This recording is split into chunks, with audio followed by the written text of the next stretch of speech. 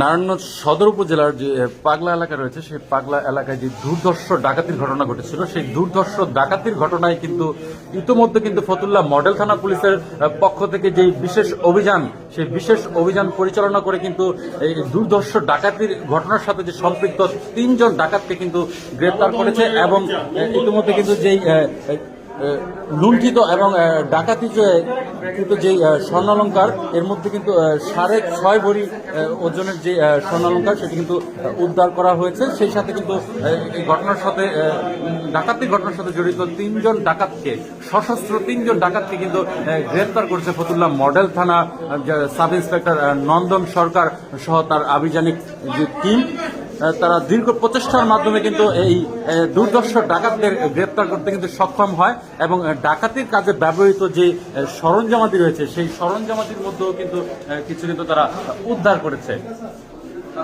আসলে আমরা জানতে চাই নন্দন সরকারের কাছ থেকে আসলে কিভাবে সম্ভব হলো এই দুর্ধর্ষ ডাকাতির ঘটনায় আসলে এই ডাকাতদেরকে তারা কিভাবে গ্রেপ্তার করলো এবং কিভাবে সেই লুণ্ঠিত মালামাল উদ্ধার করা হলো।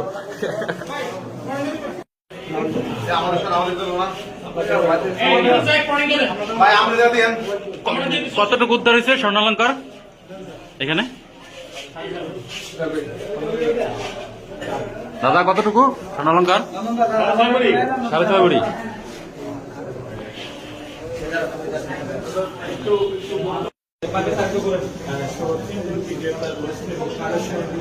স্বর্ণ এবং সিসি ক্যামেরা এবং একটি প্লাস সহ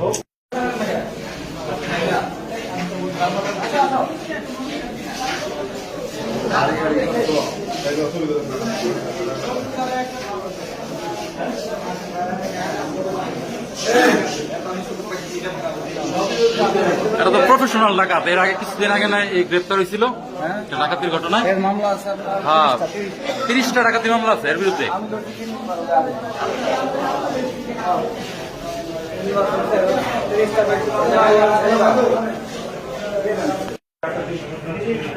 এই ঘটনাকে কেন্দ্র করে কিন্তু সামাজিক যোগাযোগ মাধ্যমে ব্যাপক আলোচনা সমালোচনা জোড়া দিয়েছিল। তার ধারাবাহিকতায় নির্দেশ